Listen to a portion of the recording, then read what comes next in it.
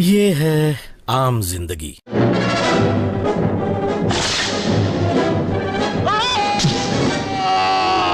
ये है मेंटोस जिंदगी। तो क्या हाल चाल है सबके भाई। आप लोगों की भारी डिमांड के ऊपर मैं लेके आया हूँ मिथुन दा के फनी एक्शन सीन्स का पार्ट 3। मिथुन दा एक ऐसे हीरो थे जो कि आओ देखते थे ना ताओ, बस उठाते थे अपना पाँव और गुंडों की पार लगा देते थे नाव। तो चलो भाई ना खाते हुए भाव वीडियो को शुरू करते हैं। इस वीडियो में आप ऐसे ऐसे एक्शन सीन देखने वाले हो जिसको देखने के बाद आप भी कहोगे वाओ।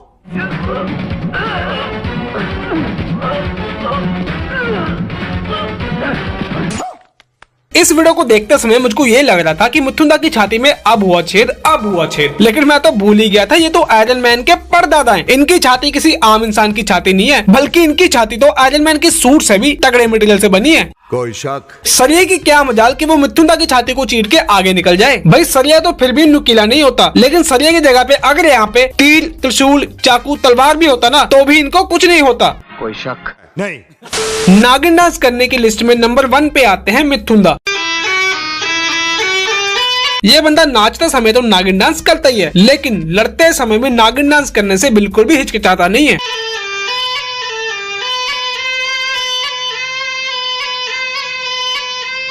मिथुन दा बस करो, अब नागमणि लेके मानोगे क्या?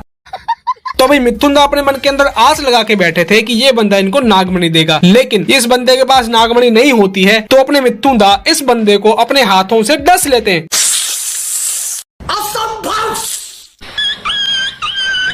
लो भाई आज तो मिथुन दा की एक और सुपर पावर पता लग गई, इनके अंदर तो नागराज की भी शक्ति है।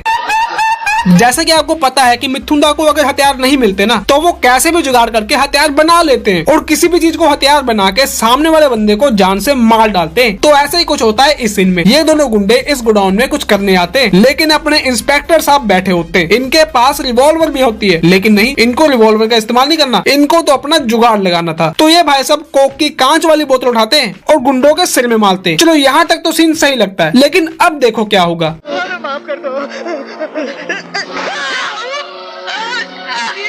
देख रहे हो विनोद अपनी शक्तियों का कैसे गलत इस्तेमाल किया जा रहा है।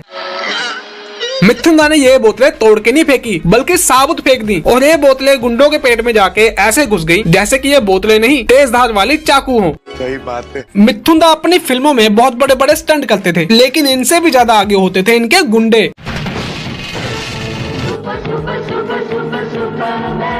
भाई रुक जा, कतई सुपरमैन बन जाए तू जैसे उड़ता उड़ता आ रहा है ना, मिथुन दा का एक मौका पड़ेगा वैसे ही उड़ के वापस चला जाएगा।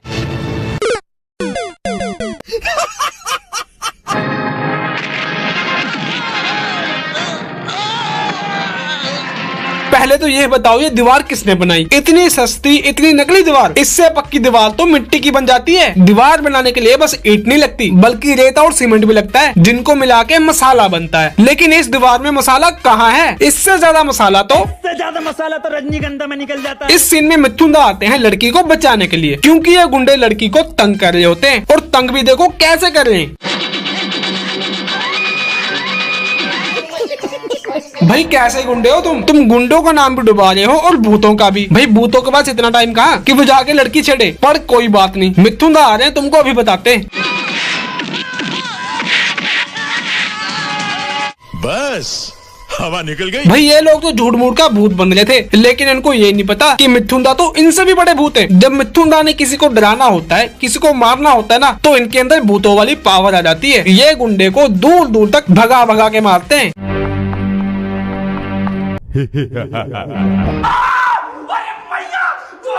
भाई इस सीन में तो मिथुन दा भूतों से भी ज्यादा भूत लग रहे। ये बंदा आगे तो भाग गया, लेकिन इसको ये नहीं पता मैं सच बोल रहा हूँ, इनके अंदर भूतों वाली पावर है। अभी तुम जहाँ पे भाग के जा रहे हो ना, मिथुन दा वहाँ पे पहले ही खड़े होंगे।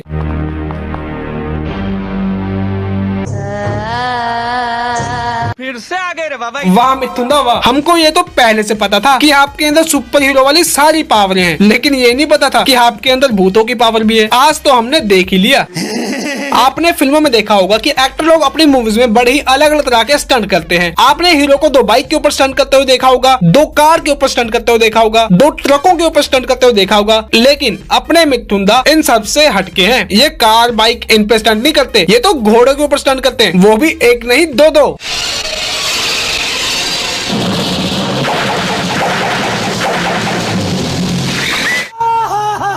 ये कहावत तो आपने जरूर सुनी होगी कि 2 किश्तियों के ऊपर पैर रखने से बंदा डूबता है, लेकिन मिथुन दा के केस में ऐसा नहीं है। अगर ये 2 घोड़े के ऊपर पैर रख के स्टंट करते हैं तो ये डूबते नहीं बल्कि उड़ते हैं। भाई ये कैसे हुआ, कोई समझाएगा क्या? भाई साइंस के रूल्स के हिसाब से जब मिथुन दा ने किक मारी तो मिथुन दा को भी थोड़ा आगे जाना चाहिए था, लेकिन ये भाई साहब किक मार के दोबारा घोड़ों के ऊपर खड़े हो गए। मिथुन दा, ये आपके पास कैसी कैसी शक्तियां हैं? भाई घोड़ों के ऊपर इतना अच्छा बैलेंस तो सर्कस के जोकर भी नहीं कर पाएंगे जितना कि मिथुन दा ने किया है। मिथुन दा की फाइट भी तो देख लो किससे हो रही है, अपने जग्गू दादा से। भाई दोनों का बराबरी का मुकाबला है। भाई दोनों एक दूसरे को घोड़े पे से उड़ उड़ के मार रहे हैं। क्या बात है।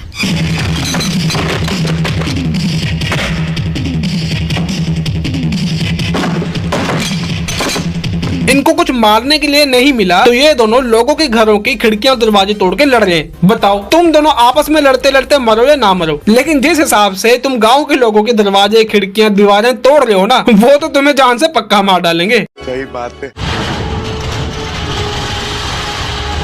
मैं ये जानना चाहता हूँ कि आपने ये साइकिल कैसे उठाई? आपने साइकिल के चक्के को आगे से पकड़ा हुआ है, लेकिन पीछे से किसने पकड़ा है? और अगर किसने पीछे से नहीं पकड़ा है तो ये बैलेंस कैसे बना हुआ है? और अगर ये बैलेंस बना हुआ है तो इसका मतलब आपकी बाजू में बहुत ताकत है, और अगर आपकी बाजू में ताकत है तो इतनी पावर आई कहाँ से? इस पावर के लिए आप हॉर्लिक्स पीते हो या कॉम्प्लेन? कुछ तो बताओ।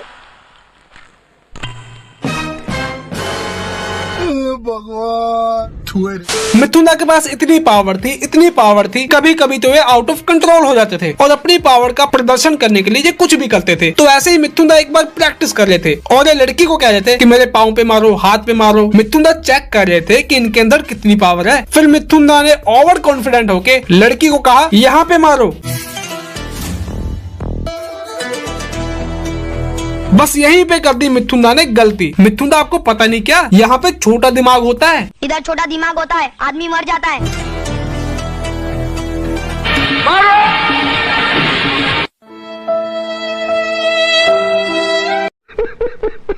मिथुन दा, मैं मानता हूँ कि आपके ऐसे कारनामों के आगे बॉलीवुड की पूरी टीम दौड़ती है, और बॉलीवुड में बहुत सारे ऐसे भी लोग हैं जो कि आपसे भी बड़े बड़े कारनामे करते हैं। तो आपके ये छोटे मोटे स्टंट तो उनके आगे कुछ भी नहीं है। बात तो सही है। तो भाई आप लोगों से भी यही कहना चाहूंगा कि ओवर स्मार्ट बनने के चक्कर में आप भी कुछ ऐसा ना कर देना कहीं लेने के देने पड़ जाएं। अच्छा, तो भाई आज के लिए इतना बहुत है। अगर आपको वीडियो अच्छी लगी हो तो लाइक करना, शेयर करना, चैनल को सब्सक्राइब करना। अब हम मिलेंगे आपको अगली वीडियो में।